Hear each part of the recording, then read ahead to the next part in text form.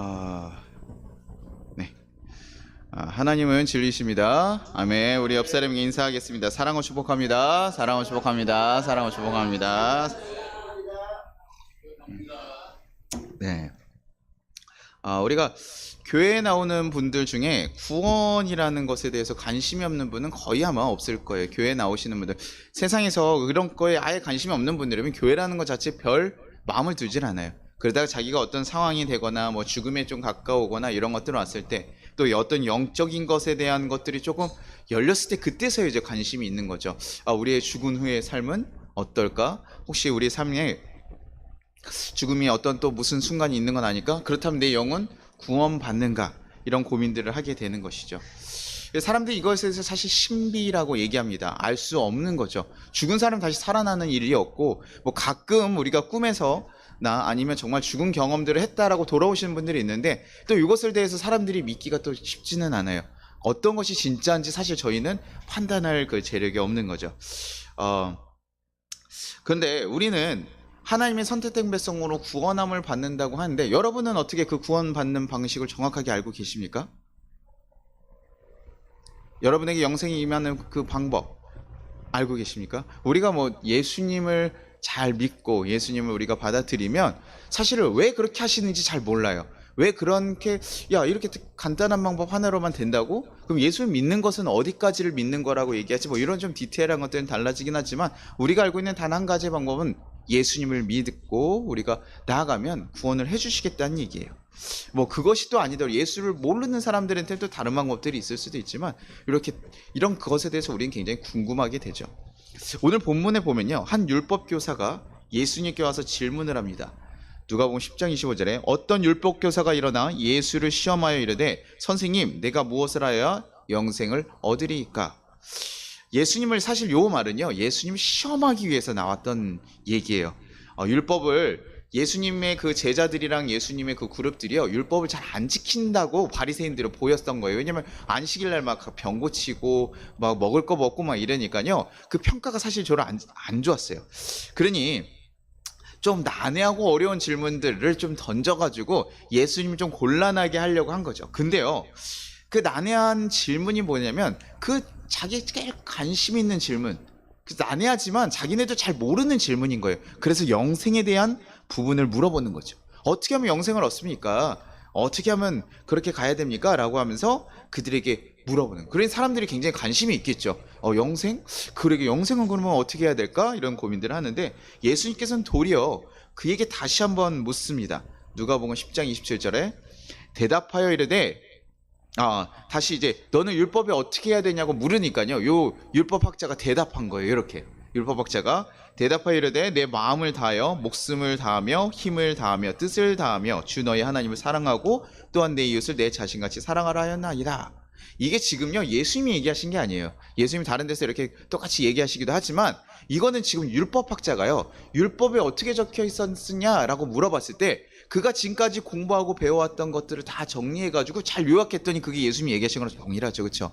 하나님을 사랑하는 것, 이웃을 사랑하는 것에 모든 율법들이 있고, 그것을 공부했던 사람들도 그것을 다 알고 있는 것이죠. 그래서 십계명에 있는 것을 잘 정리해가지고 하나님을 사랑하고 이웃을 사랑해야 된다라고 말씀하셨습니다. 이거면 하나님의 백성이고 우리가 구원받은 자로 확신이 있습니다. 그러면 예수님이 뭐라고 하십니까? 누가복음 10장 28절에 이렇게 얘기하는, 예수께서 이르시되 내 대답이 옳도다, 이를 행하라, 그러면 살리라 하시니. 그들이요, 그 이스라엘 문화 가운데 쉐마라고 했어요. 들으라는 이렇게 그런 그 사고가 있어서요, 그들은 계속 율법을 들어요. 듣고 외우고 계속 얘기해서 자기네들이 입으로 얘기해서 그것들 다시 또 듣게 되고, 그러면서 계속 그런 율법들을 들으면서, 믿음은 들으면서 난다라는 말처럼 그걸 계속 들어서 자기가 암기하고 살아갑니다. 그러니까 잘 알고 있어요. 율법 교사니까 또 더 잘 알고 있는 거예요. 그런데 예수님께서 뭐라고 하면, 네가 잘 알고 있다, 그럼 너가 구원받았다가 아니라 이제 뭐라고 얘기하는 거예요? 그대로 행하라는 거죠. 네 잘 알고 있네, 그럼 뭘 물어보냐? 가서 행하면 되지. 그래서 예수님한테 뭐하러 물어보냐 이거예요. 그대로 행하면 되지. 근데요, 거기서 율법교사가 끝나지 않았어요. 그럼 어떻게 행해야 됩니까? 이런 걸 물어봐야 되는데, 율법교사 그 다음번에 무엇이라 질문하냐면, 누가복음 10장 25절에 그 사람이 자기를 옳게 보이려고 예수께 여짜오되, 그러면 내 이웃이 누구니까? 이렇게 물어보는 거예요. 지금 뭐 때문에 물어봤다는 거예요? 구원에 대해서 물어보고 행하는 것을 물어보면 그것에 대한 질문하는 게 아니라, 그러면 예수님, 그러면 내 이웃은 누구입니까? 근데 이게 무엇을 하려고요? 옳게 보이려고요. 옳게 보이려고 한다는 건 무슨 뜻일까요? 한번 생각해 보세요. 왜 이렇게 질문하죠? 우리가 시험을 100점을 받았어요. 100점을 받았을 때 뭐예요? 엄마, 나 오늘 시험 잘 받게 못 받게 물어봐요, 안 물어봐요? 왜 물어봅니까? 100점 받았으니까. 그렇죠? 지금 이 질문은 뭘까요? 옳게 보이려고 질문한 거. 내 이웃은 누구시냐라고 물어봤더니 자기 지금 뭐 하고 있다는 겁니까? 잘하고 있다는 거예요. 나 이거 지금 잘하고 있어요. 그러니 지금 이거 참, 이 사람도 좀 그런 게요. 지금 예수님이 시험하려고 와가지고 질문을 던졌던 사람 아니에요? 그래 놓고서 지금 예수님이요, 야, 네가 옳다, 네가 잘 알고 있다 하니까요, 제가 보기엔 좀 기분이 좋았던 게 아닐까요? 예. 그러니까 지금 그거를 그 예수님한테 다시 옳게 보이려고, 그 예수님한테 내가 더 잘한다는 거 보여주려고 지금 예수님한테 내 이웃이 누구입니까? 나 잘하고 있는데 내 이웃이 누구입니까? 이거 지금 그걸 물어보고 있는 거예요. 그러자 예수님께서 그 다음번에 얘기하는 게 우리가 잘 알고 있는 선한 사마리아 비유인 거죠. 내 이웃이 누구냐라고 얘기하는 거예요. 왜냐면 그가 보기는요, 그 다른 사람들보다는 좀 자신만만했거든요. 근데 그 사람에게 지금, 야, 잘하고 있는 것 같아, 그 마음을 아시잖아요. 그러니까 지금 선한 사마리아 비유를 그에게 해주시는 거죠. 야, 예루살렘에서 우리 내려가는 길, 그 내려가는, 여리고로 내려가는 길에 강도 만난 사람이 있다. 근데 그때가 경사가 좀 가파라요, 거기가. 그래서 강도들이 많았어요. 원래 그러니까 그런 지역이에요. 그러니까 예수님이 엉뚱한 얘기를 하는 게 아니라 그 지역이 있는 얘기고 많이들 들리는 얘기입니다. 근데 내려가다가요, 강도를 만나서 거의 죽게 된 것 같더라. 그러니까 뭐예요? 죽었는지 안 죽었는지 잘 구분이 안 되는 사람들이 있었을 때 뭐예요? 제사장이 보고 어떻게 합니까? 지나쳐갑니다. 보통 아픈 사람이 있으면 어떻게 해요? 가서 이 사람이 살았는지 죽었는지 확인을 하고 그 사람을 그 다음에 수순을 해줘야 되잖아요. 근데 죽은 사람이라고 생각을 한 것 같아요, 아마. 왜냐면 죽은 사람을 만지면 그 부정하게 시체를 만지면 안 된다고 얘기하고, 또 하나는 피를 맞는 것도 부정하다고 하는데, 예루살렘에 올라간다는 거 제가 항상 얘기했었죠. 예루살렘에는 목적이 있이 올라가는 거예요. 우리가 제사를 드리러 가기 때문에 내가 지금 깨끗해진 몸으로 제사를 드려서 깨끗해진 상태에서 내려오는데 부정해질 수 없잖아요. 그러니 가서 만집니까 안 만집니까? 살펴보지도 않은 거예요. 사람이 죽어가고 있는데 율법이 시체를 만지지 말랐다, 피를 만지지 말랐다니까 뭐예요? 그냥 지나쳐가 버리는 거예요. 또 지나갈 때 다른 레위인도 지나가니까 또 어떻게 해요? 그를 보고 피하여서 가게 됐죠. 자신들이 잘 알고 있는 하나님을 사랑하고 이웃을 사랑하는 그 말씀에 있다면 가서 당연히 해야 되는데, 그들이 생각한 거 뭐예요? 자기에게 불편한 율법들은 전혀 따르지 않는 거죠. 그러다가 누가 만납니까? 이스라엘 사람들이 사람 취급하지도 않는 사마리아, 호남 민족의 사마리아인이 거기를 지나갑니다. 그리고 그를 불쌍히 여겨서 뭐예요? 봤더니 살아있는 거죠. 그래서 상처를 싸매주고 빨리 가가지고 주막에 가서요, 치료해주고, 야, 병원비, 치료 물품들 다 줘가지고 빨리 치료해 주시오. 그리고 혹시나 이 돈이 부족하면 내가 다 드리겠습니다. 자기 것을 모시고 완전히 희생하고 시간을 드리고 하면서도 바쁜 가운데서 그 일을 하고 있는 거예요. 그리고 묻죠. 야, 누가 강도 만난 자의 이웃이 되겠느냐? 이거 다시 말하면 뭡니까? 누가 이웃이 되어 주었느냐라는 거죠. 누가 강도 만난 자의 이웃이 되어 주었느냐? 네가 생각하기엔 누가 그 사람의 이웃이 되어 준 거냐? 라고 하는 거예요. 누구라고 얘기할까요? 당연히 자비를 베푼 자라는 거예요. 그들이 그러니까요, 이거에 대해서요, 율법학자가 아니요, 저거 레위인이 보기에는 그게 맞습니다, 율법을 지켜야 됩니다라고 얘기하지 않죠. 그러니까 지금 자기가 보기에도 이게 옳다라는 거 알아요, 몰라요? 알고 있는 거예요. 사람들이요, 하나님 그 가르친 가운데 그 방향이 어디에 있는지는 알아요. 그래서 다른 사람 고치는 게 당연히 필요하다라고 생각하는 것이 맞다라고요. 그러니요, 예수님께서 다시 한번 그에게 얘기하셔요.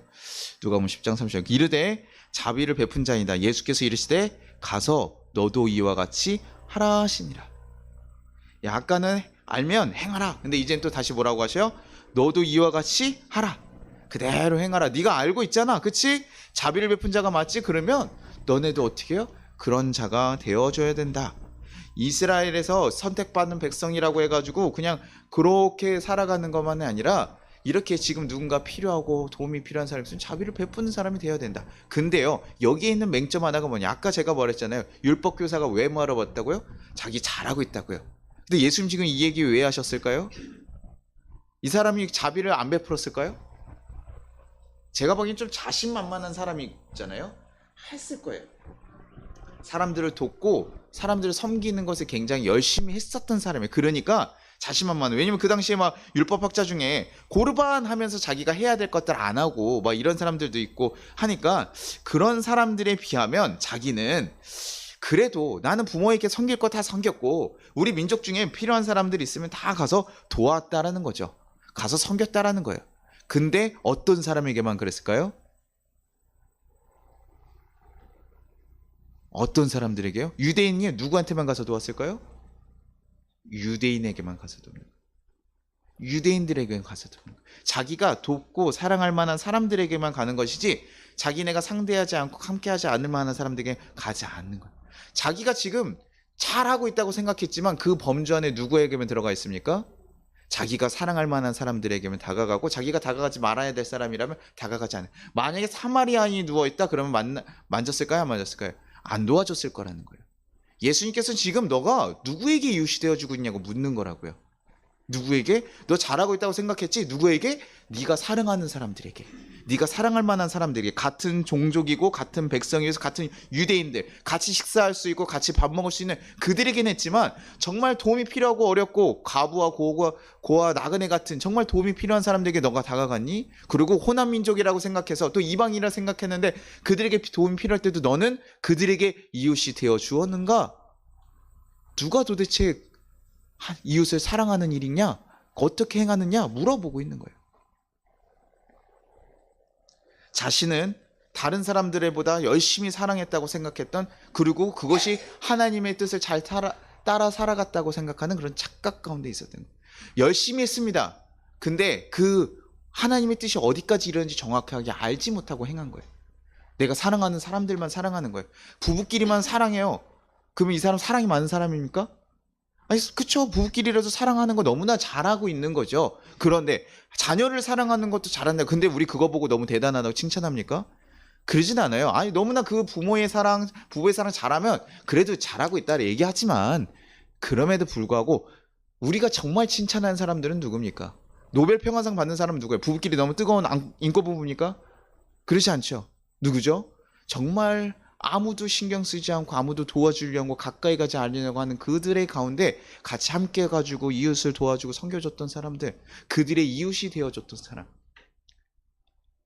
그들에게 우리가 정말 그 사랑을 칭찬하는 거예요. 하나님께서 얘기하시는 거, 예수님께서 얘기하시는 건 진정으로 아픈 이들에게, 더 마음이 아프고 힘들어하는 자들에게 다가가는 것이 진정한 이웃이다라는 거예요. 그리고 너가 그렇게 행해야 된다. 누군지 아는 질문을 한 게 아니라요. 뭐 하라고요? 너도 가서 이제 행하라는 거예요. 그렇게 누군가 너가 가서 부정하게 되고 네가 다가갈 수 없는 사람이고 시체 같은 사람이어서 다가갈 수 없는 조건들이 너무나 많아도 그들에게 다가가는 자가 누구여야 된다고요? 예수님이 얘기하시는, 하나님이 얘기하시는 그들의 이웃이다. 그들에게 이웃이 되어주는 자다. 그것이 하나님 보시기에 옳은 사람이라는 것을 지금 얘기해주고 있는 것이죠. 그러니 저는 여기서 굉장히 좀 놀라웠던 건 예수님 시험하러 온 자들 아닙니까? 예수님 시험하기 위해서 넘어뜨리려고 질문했어요. 그거 알았으면 보통 우리나라는 어떻게 대답했을까요? 우리나라 사람들. 그 질문의 의도를 알았고 나를 속이려는 거 알았어요. 그러면 어떻게 해요?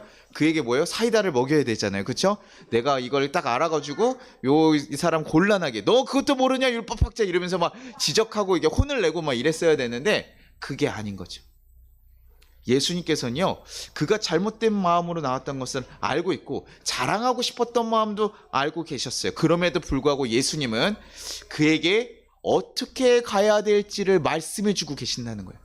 네가 관심 있고 네도 난해하다고 생각했던 영생, 그러나 네가 지금 그렇게 잘못 알고 있고 잘못된 마음으로 나왔음에도 불구하고 너는 이제는 깨달아서 누구의 이수로 살아야 하는지를 정확하게 알고 이제 가서 무엇이에요? 그대로 행하라고. 이거 마치 누구한테 얘기하는 것 같아요? 제자들에게 가르쳐주는 것 같잖아요.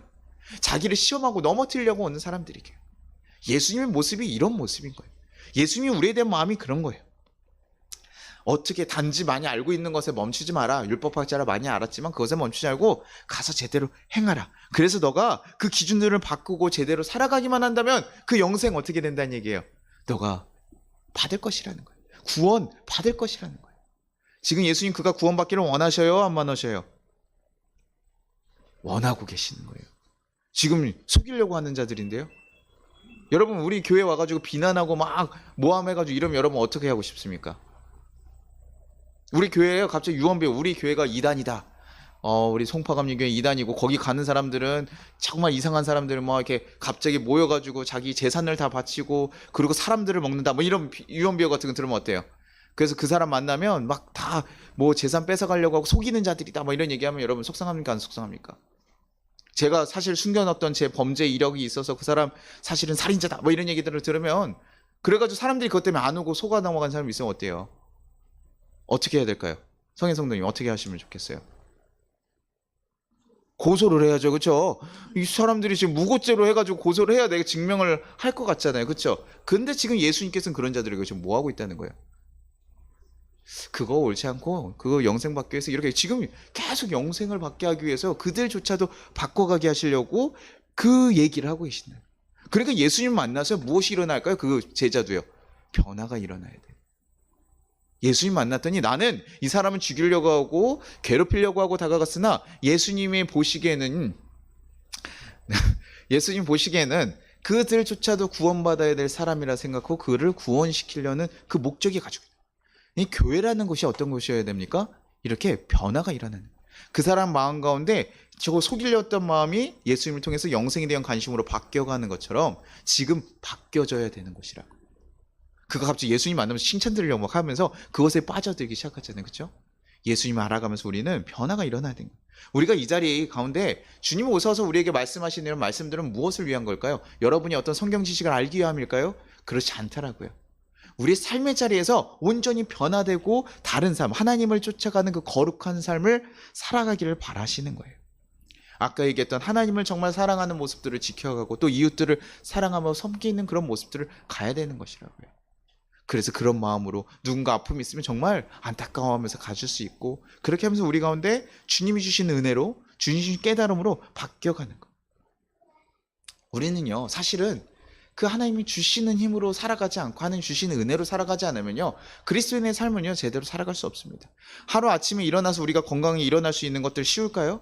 그렇지 않다고요. 이번 권사님 이번에 좀 아프시면서 좀 많이 느끼셨잖아요. 아 건강이 참 중요하구나. 내가 뭔가를 먹고 살아가는 이 단순한 것들 너무나 당연한 것이라고 생각했던 것들이 사실은 당연한 게 아니구나. 우리가 사실 죽음을 직관하는 앞에 딱 마주치면 더 사실은 어려워지게 되는 거죠. 그러니 이렇게 살아갈 수 있는 건 뭐라고요? 은혜라는 거 깨닫게 되고 우리가 어떻게 또 살아가야 되는지를 잘 고민하면서 씨름하면서 또 감사하면서 살아가는 거예요. 그것을 한 주간 씨름하면서 계속 우리가 해갈 때요 우리의 삶이 조금씩 바뀌어가는 거예요. 예수님께 와서요 교회 와서 기도하고 말씀을 들었는데 어떠한 도전도 없이 간다? 그러면 안 된다고요. 우리 가운데 아 주님 내 가운데 봤을 때 내가 너무나 잘 살아서 뭐 그러실 수도 있습니다만 우리가 하나님 말씀에 비춰보면서 나는 잘 살고 있는가? 나는 그렇게 잘 살고 있었을까? 하나님 앞에 하나님 죄된 마음 없이 잘 걸어갈 수 있는가 잘 돌아보고 요번 주에는 조금 더 한 발짝 더 나아서 예전에는 우리 저희가 명절이라 청년들이랑 전화해보고 막 이렇게 그 사람들이랑 이웃 사람들 전화하다 보니까요 어디 가서나 뭐예요? 지랄 맞은 사람 있습니까 없습니까? 조금 있습니다. 어딜 가도 그런 사람이 있고요. 가족끼리 모여도 뭐예요? 그 이상한 삼촌 항상 있고요. 이상한 그 숙모들 있고 고모들 있고 와서 야 너 뭐하냐? 뭐 이런 얘기 하고요. 그치? 야 너 요번에 좀 뭐가 뭐 좀 문제가 있어 보이냐? 얼굴이 열색이 안 좋니? 뭐 살이 쪘니? 키가 어떻게 되니? 야 뭐가 이러니? 돈은 잘 버니? 막 그런 것부터 물어보면 기분 나쁘거든요. 사실 그냥 잘 먹고 마시고 이런 얘기들 하면 좋은데 그렇게 얘기하는 사람도 있어요. 그래서 저는 사실 제 마음을 좀 크게 넓혀서 흔들리지 않을 도전을 해야 된다고 생각을 하고 있는 사람이거든요. 근데 그게 쉽지 않잖아요. 그게 쉽지 않거든요. 근데 사람들이 얘기 들어보니까 그런 사람이요 우리만 있냐? 그렇지 않아요. 세상에 많아요. 그런 많은 사람들 가운데 예전에는 그 사람들과 어떻게 해요? 맨날에는 그 사람이 있으면 뭐 했어야 될까요? 나 이렇게 야 너 뭐 요즘에 일 안 한다며 이런 얘기하면 뭐 해야 될까요? 너나 똑바로 해 이러면서 얘기해야 되지만 그런 얘기하지 않고 이번엔 뭐예요? 한 발짝 더 나아가서 사랑하는 뭐 품어보는 모습들을 도전해보고 또 나가고 그래서 그 사람이 바뀌는 것이 아니라 내가 더 성장하고 도전하는 모습을 가져가셔야 된다. 예수님 만나면 우린 그렇게 하루하루 바뀌어가는 거예요. 회사 가서 진상을 품을 수 있게 되면요 여러분이 커지게 되는 거예요. 그 사람 아무도 못 품는데 야 저 사람은 품어준다. 강송의 저거 뭐 대리는 야 다른 사람 못 품어줬는데 저 사람 저 대리는 품어준다. 뭐 저 주인님 품어준다. 그러면요 사람들이 누굴 놀랍게 볼까요? 그 사람 품어준 사람은 놀랍게 보는 우리가 바뀌어가는. 그리고 저 사람은 어떻게 저렇게 할 수 있을까? 예수님 때문에 그렇게 할 수 있다는 그것이 우리가 빛과 소금 같은 삶이 되는 거 아닙니까? 저도요 사실은 쉽지 않아요. 근데요 굉장히 천천히 바뀌어갑니다. 제 마음이요 굉장히 작고 좀 좁은 편이에요. 그리고 제 마음을 어떻게든 바꿔가려고 되게 힘을 많이 쓰고 살아갑니다. 그래서 한 번 내려놓고 두 번씩 내려놓고 하면서 조금씩 도전합니다. 그러나 또 넘어져요. 마음이라는 게 참 그렇더라고요. 예수를 믿고 목사로 사랑하는데도 내 마음이 컨트롤되지 않는 것에 굉장히 어렵고 힘이 들 때가 있습니다. 그런데 저도 여기 교회에 있다 보니까 제가 조금씩 바뀌어가고 있다고, 좀 생각을 조금씩 바꿔가고 있다는 걸 느꼈던 게 뭐냐면, 저희가 우리 교회에서요 전화로 이렇게 도움 청하는 사람들이 꽤 있어요. 교회에서요 인터넷으로 보고 어디에 가보지도 않았습니다. 그냥 인터넷을 보고요 그냥 감리교회 있으면 그냥 딱 전화해가지고 거기 전화하는 거예요.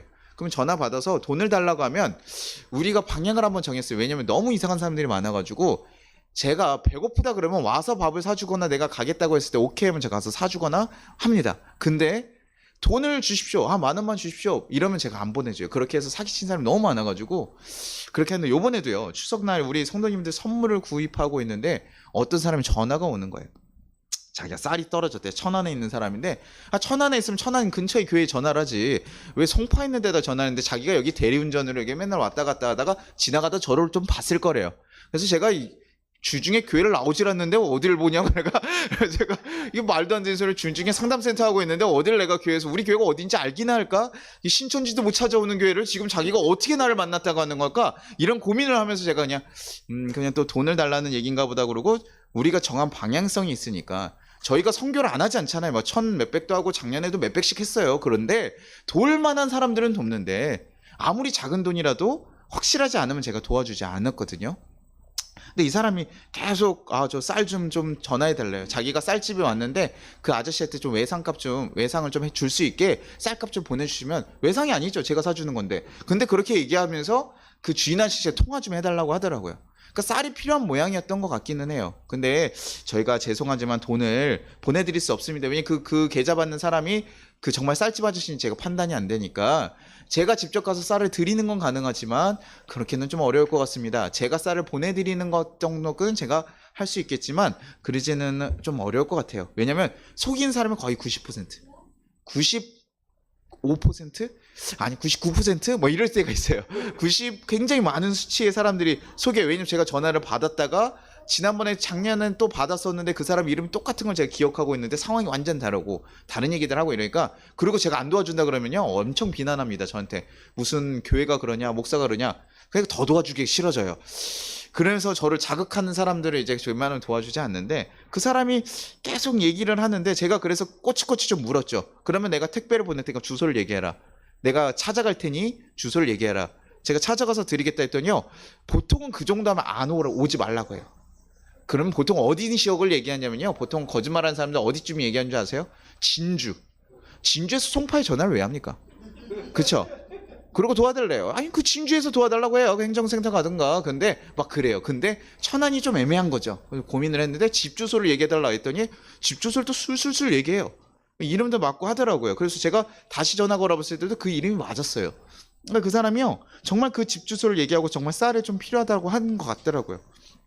그래서 좀 찝찝하지 않는 건 아니지만 제가 쌀을 보내면 추석 때 좀 늦을 것 같아서 쿠팡으로 해서 보냈습니다.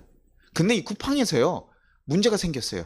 쿠팡에서 이게 원래 바로 다음날 들어가야 되는데 한 이틀 3일 계속 연착이 되는 거예요. 이 사람은 내일 들어가기로 했는데 지금 당장 쌀이 없다고 했는데, 그래서 다시 전화를 좀 했습니다. 쿠팡이랑 전화했더니 뭐 그거 될 수가 없다 그러길래, 그러면 내가 전화해서 다시 물어봤습니다. 쌀이 좀 늦게 들어갈 것 같은데 어때요? 그랬더니 제가 여기 그 쌀집까지 버스 타고 두세 정거장이면 가는데 거기 다시 가서 얘기 드릴 테니까 죄송하지만 쌀값 좀 부탁드리면 안 될까요? 거기다 좀 넣어주시면 안 될까요? 제 계좌번호 알고 있으니까 거기다 좀 해주시면 안 될까요? 라고 해서 살짝 의심스러웠어요. 근데 제 마음 가운데 좀 그런 생각이 들더라고요. 야, 전혀 모르는 동네고 내가 검증도 안 된 사람을 좀 도와야 되나? 그거를 우리가 하지 말자 그래서 어떻게 혹시 돈이 나쁜 사람들에게 들어갈까봐 그걸 멈추자고 했는데, 예수님의 모습이 이렇게 생각이 나는 거예요. 기도하는 가운데 예수님 모습이 생각나는 거예요. 예수님은 자기를 속이려 한 이들이 없었을까? 예수님께 찾아와서 예수님을 속이려고 했던 사람들, 예수님의 능력만 바라고 돈을 바라고 그가 가진 것을 바랐던 사람이 있지 않았을까? 근데요, 많았을 것 같은 거예요. 지금 사람 사는 거 보니까요, 능력 있다 그러면 어떻게 해요? 다 이상한 사람들 붙잖아요. 제가 돈이 많다 그러면요, 누가 붙을 것 같아요? 사기꾼들이 붙어요. 저희가 로또 같은 거 당첨되면 여러분 알려줘요, 안 알려줘요? 제가 로또 당첨되면 성희아 성도님이랑 우리 방사영 권사님한테 말씀드려요, 말아요? 말씀드려야 됩니까, 말아야 됩니까? 사실은 제가 로또가 됐습니다. 이렇게 해서 그러면 그 순간 그거 들었던 사람들 뭐 합니까? 전화 막 합니까, 안 합니까? 도움 필요하다 막 이러면 막 이상한 사람들 그거 막 몰려들기 시작하잖아요, 그렇죠? 예수님이 그렇게 사람들 앞에 모든 능력들을 보여주고 능력 있는 것들을 알았다 그러면 바리새인들도 찾아오고 다는 것처럼 속이는 사람들, 사기꾼 같은 사람들도 예수님께 찾아왔을 거라는 거예요. 문둥병자 10명 왔다가 몇 명 돌아온다고요? 한 명밖에 안 돌아온다. 그렇죠? 이용하고 그것들을 하고 예수님이 도와주시면 제가 모든 거 드리겠어요 얘기하고 가면 없어. 그렇죠? 이거 속아주는 거야, 안 속아주는 거예요? 속아주시는 거죠. 왜요? 하나님 마음이 무엇일까 고민을 해보니까, 야, 이가 속이려고 왔었더라도, 나를 시험하려고 왔었더라도 이 자에게 그 사랑을 베풀어서 이 사람이 좀 바뀌기를 바랍니다. 언젠가 이 말씀, 이 열매, 이 씨앗들이 뿌려져서 그가 나중에는 바뀌어가기를 바라는 마음으로 기꺼이 속임 당해주는 거예요. 제가 그 마음이 드니까요, 좀 넉넉한 마음이 조금 더 들더라. 그래, 내가 너무 계산하고 제가 생각하고 제가 인터넷에 전화번호 다 뒤져봤죠. 제가 어떤 사람인데요. 다 뒤져보고 막 했어요. 왜냐면 그동안 이상한 사람들 워낙 많았으니까요. 그러니까 다 뒤져보고 막 했는데, 야, 이거 좀 내려놓자. 한번 속아주자. 뭐 큰 거 쌀 20kg짜리 뭐 사실 작잖아요. 다른 사람 10,000원 달라는 사람보다 이 사람은요, 쌀값 55,000원이래요. 야, 이거 좀 센데 생각이 드는데도요, 그냥 우리 가자. 우리 성도님들 하나 과일 하나 주는 것처럼 그냥 이 사람에게도 하나 보내주자는 마음으로, 적은 돈 아니지만 그냥 보내는 거예요. 저희가 감사절이나 뭐 이웃 도울 때 막 쓰는 돈에 비하면 굉장히 작은 돈이지만, 거짓말하는 자들 있지만 그거 한번 들으면 진짜 하기 싫거든요. 근데도 그냥 한 번은 우리 넘어가 주자. 제가 매번 전화로 오는 건 하지 않겠습니다. 왜냐면 방향은 그렇게 돼 있기 때문에 그냥 돈 달라는 사람들한테는 돈은 안 붙여줘요. 근데 아까도 했던 정말 그냥 배고픈 사람. 근데 우리 이렇게 생각하죠. 자기가 일해가지고 벌어서 먹으면 되지 왜 그걸 쌀을 교회에다 달라 그래? 라고 얘기할 수 있잖아요.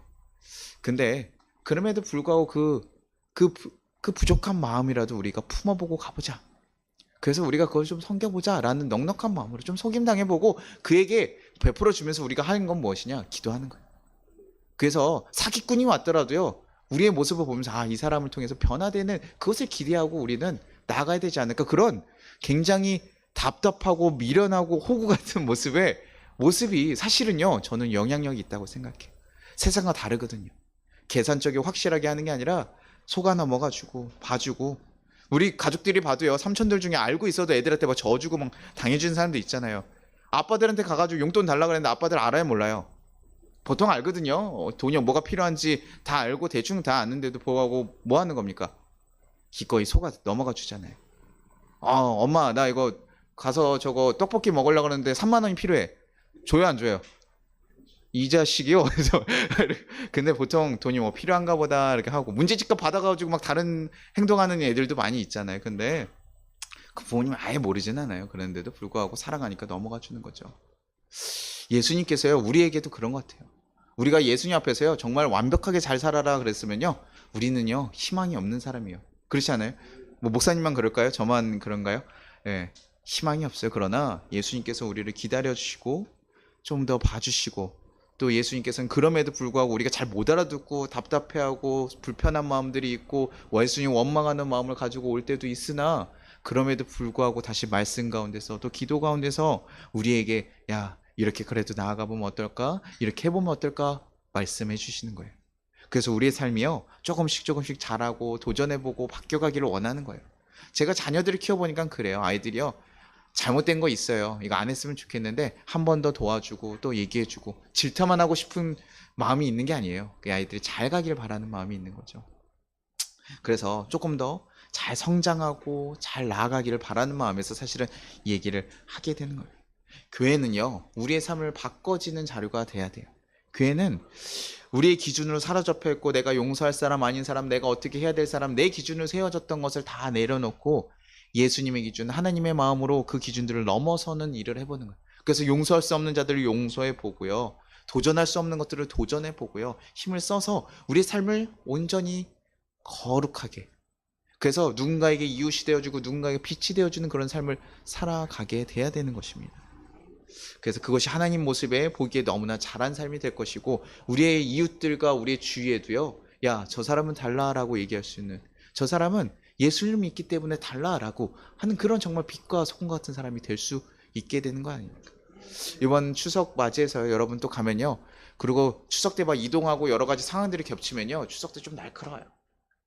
가서 이상한 얘기하는 사람들 들으면요, 날카로워. 그럴 때 주님께 기도하십시오. 주님께 나아가면서, 주님, 내 마음을 좀 다스려 주십시오. 그리고 주님의 은혜를 생각해 보십시오. 주님 보시기에 나는 어떤 모습일까 생각해 보십시오. 내 마음이, 아, 주님이 나도 용서하셨구나, 나 또한 우리 이웃들을 용서하고 품어보자. 그러면서 같이 싸우지 마시고요, 한번 품어보십시오. 그러면요, 우리 가운데 그 하나님의 놀라운 역사들이 일어날 줄로 분명히 믿습니다. 우리 같이 찬양하고 기도하도록 하겠습니다. 여러분요, 하나님 보내신 하나님의 그런 축복의 통로라는 걸 기억해 주십시오. 여러분을 통해서 누가 흘러가는 거예요? 하나님의 그 사랑이 흘러가는 거예요. 그럼 여러분 얼마나 중요합니까? 내가 들어오면 그것이 흘러갈 수 없어요. 내가 바뀌지 않으면 흘러갈 수 없어요. 오늘 주님께 좀 어려운 질문을 하시고 어려운 요구를 하실 때라도 여러분 잘 품고 가십시오. 그리고 그거 한번 가서 잘 하십시오. 그러면 그게 축복의 통로가 되는 거예요. 여러분 삶이 정말 그 하나님께 귀하게 쓰임받는 삶, 나 쓰임받고 싶어요. 그러면 주님 주신 마음 가지고 행하면 되는 거예요. 그래서 정말 여러분들이 하나님의 축복의 통로 같은 귀한 인생들이 되기를 간절히 바라면서 우리 이 찬양 같이 한번 하도록 하겠습니다.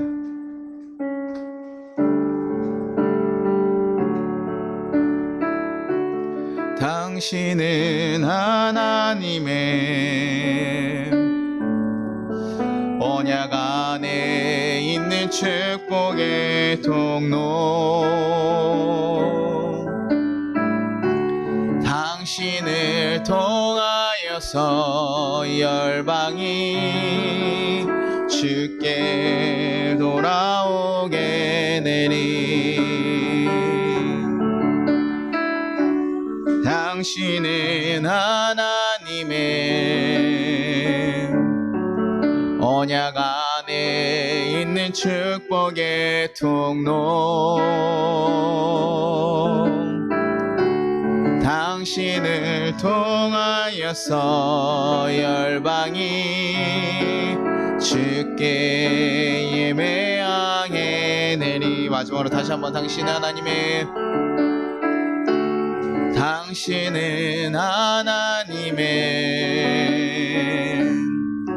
언약 안에 있는 축복의 통로, 당신을 통하여서 열방이 주께 예배하게 되리. 네, 우리 같이 거두는 기도하고 기도하도록 하겠습니다. 하나님 감사합니다. 우리를 지켜주시고 인도하여 주심에 감사합니다. 우리가 부족한 모습으로 예수님께 나아갈 때에도 예수님을 우리를 질타하시기보다는 다시 변화해서 일어날 수 있도록 인도하시고 이끌어 주셨음이 감사합니다. 그 인도하심의 귀한 은혜를 깨달아서 그 은혜를 기억해서 이제는 내 마음이 가는 대로 이 세상에서 얘기하는 방식을 따라가기보다 예수님의 뜻을 쫓아갈 수 있는 결단을 하며 도전을 하며 나아갈 수 있게 하여 주시옵소서. 그렇게 한 걸음 한 걸음 내 삶에 귀한 변화가 일어나게 하시고, 그렇게 그 하나님의 역사들을 이뤄가는 예수님의 제자 같은 자들이 되게 하여 달라고 우리 잠깐 기도하도록 하겠습니다. 하나님 아버지 감사하고 감사합니다. 주님, 우리를 인도하시고 인도하셨음에 감사합니다. 하나님의 귀한 뜻을 우리가 쫓아갈 수 있는 자들이기에 감사합니다. 하나님께서 우리에게 물어보셨습니다. 너가 누구의 이웃이 되어줄 수 있느냐? 하나님, 우리는 우리의 힘으로는 이것이 불가능함을 고백합니다. 그러나 주님이 주시는 마음으로 주님이 주시는 은혜가 있을 때만 하나님 그 일이 가능함을 고백합니다. 주여 우리의 마음을 받아시고 우리의 영혼을 받아시고 우리를 새롭게 하여 주시옵소서. 하나님의 뜻을 온전히 이뤄갈 수 있는 자들 되게 하시고 하나님의 사랑을 온전히 전할 수 있는 자들 되게 하여 주옵소서. 언제 어디서나 주님의 그 은혜를 기억하며 예수님의 그 뜻을 따라갈 수 있는 하나님의 거룩한 백성 되게 하여 주옵소서. 그래서 하나님 이 세상에 정말 이 세상을 바꿔갈 수 있는 귀한 하나님 영광의 사람들 되게 하시고 사랑의 사람들 되게 하시고 우리가 사랑의 교회로서 더 거듭날 수 있도록 주여 도와주옵소서. 하나님 뜻에 합당하게 살아갈 수 있는 우리 성도들과 교회가 될 수 있도록 주여 지켜주기를 간절히 소망합니다. 하나님 우리의 마음을 바꾸시고 우리의 인생을 바꾸시옵소서. 우리의 삶을 바꾸시고 새롭게 하나님 이끌어 주시옵소서. 하나님의 거룩한 뜻이 하나님 우리 가운데 임하게 하여 주셔서 주여 우리의 삶들이 다시 한번 변화되는 역사들이 일어나기 소망합니다. 세상에 무너지고 세상에 좌절하는 자들 아니라 하나님의 뜻 안에서 하나님의 은혜 가운데서 다시 한번 일어나며 세상을 바꿔갈 수 있는 하나님의 거룩한 자녀들 되게 도와주시옵소서. 하나님의 거룩한 뜻을 전하는 자들 되게 도와주시옵소서. 하나님과 함께 걸어갈 수 있는 하나님 귀한 자들 되게 하여 주시옵소서.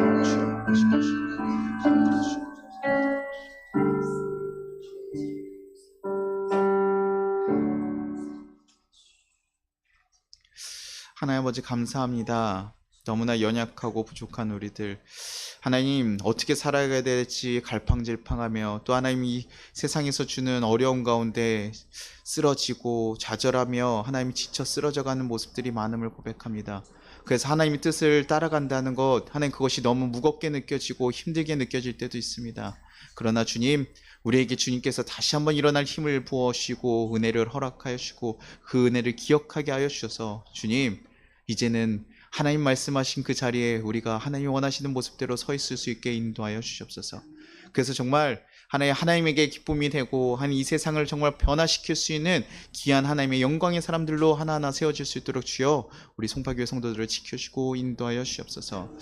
정말 하나님의 뜻을 온전히 따라가는 그런 귀한 교회가 되게 하시고 그런 성도들이 되게 하셔서 우리 삶에 정말 예수님의 그 놀라운 역사들로 가득 찰 수 있는 귀한 역사들이 일어나게 하여 주시옵소서. 하나님 지금 추석 명절을 맞아서 하나님 가족들과 또 함께 보냅니다. 그 모든 시간들 가운데 주님께서 우리의 마음을 지켜주시고 하나님 우리의 영을 지켜주시고 하나님 그 모든 시간들을 잘 보낼 수 있도록 인도하여 주시옵소서. 또 오고 가는 길 하나님 또 가족과 함께 있는 모든 시간들 하나님께서 지켜주시고 인도하셔서 또 그 가운데 정말 예수님의 귀한 축복의 통로로 살아갈 수 있는 귀한 성도들 되게 하실 것을 믿사오며 감사드리고 예수님의 이름으로 기도합니다. 아멘. 주기도문 하겠습니다. 하늘에 계신 우리 아버지여 이름이 거룩히 여김을 받으시오며 나라가 임하시오며 뜻이 하늘에서 이루어진 것 같이 땅에서도 이루어지리라.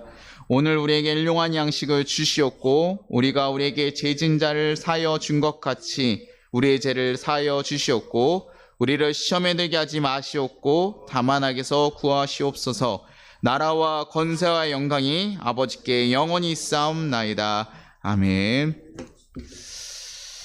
지금은 우리 주 예수 그리스도의 은혜와 우리 하나님 아버지의 무한하신 사랑과 우리를 보호하신 성령의 감화 감동하심이 하나님 이 세상을 살아가는 우리 모든 성도들 가운데 하나님 말씀을 지키고 따라가기 위해 힘쓰는 우리 모든 성도들 가운데 이제부터 영원토록 함께 하시기를 축원합니다. 아멘.